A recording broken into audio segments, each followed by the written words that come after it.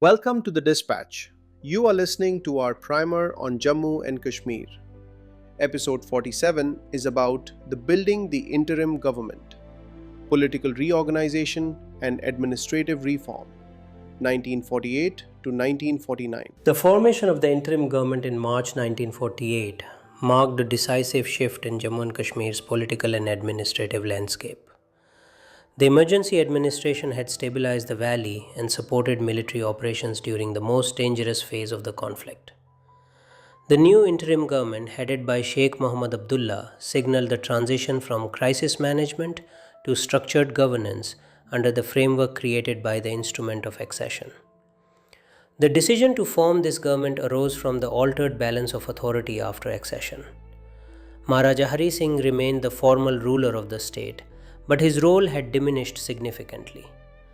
Political legitimacy now rested with the National Conference, which possessed organizational capacity, popular support in the valley, and the confidence of the Government of India. Discussions between New Delhi, the Maharaja, and National Conference leadership culminated in the creation of a Council of Ministers accountable to a functioning administration, with Abdullah as Prime Minister. The new government inherited a difficult environment. The war continued on multiple fronts, refugees needed relief and resettlement, and the state machinery required rebuilding after months of disruption. The priorities of the interim administration reflected these realities: restoring services, stabilizing civilian life, reasserting authority in areas affected by unrest, and coordinating with Indian military and civil agencies involved in wartime logistics. One of the interim government's earliest concerns was administrative reorganization. Years of wartime strain had exposed structural weaknesses in revenue administration, district governance, and public service delivery.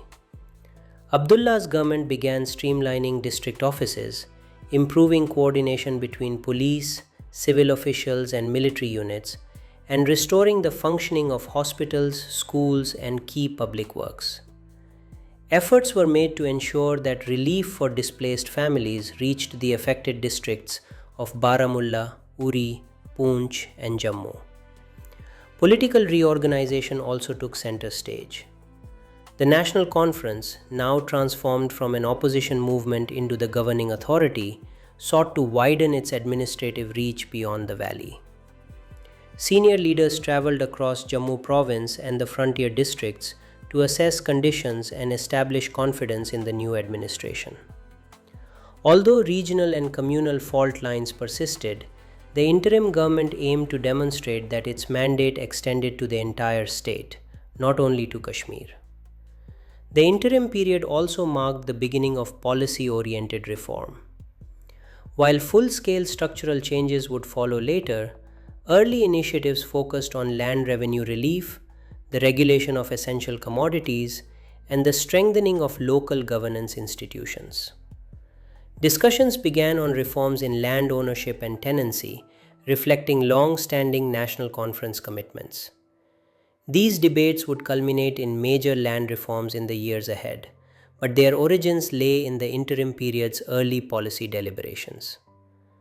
Relations between Sheikh Abdullah's government and the Government of India were generally cooperative, but not without tension. India, now deeply involved in the defense and international diplomacy of the Kashmir conflict, needed a functioning local government that could maintain internal stability. Abdullah, in turn, required financial and military support to administer a state at war. Regular communication between the two sides, through political advisors, military commanders, and senior officials, ensured that the administration remained aligned with broader strategic needs. International developments also shaped the interim government's work. The United Nations had become involved in early 1948, and debates on ceasefire, withdrawal, and political processes continued through the year.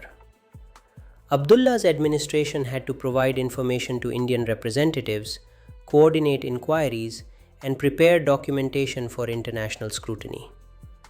The war and the UN process meant that even routine governance carried a diplomatic dimension. By the end of 1949, the interim government had established the foundations of a modern administrative structure.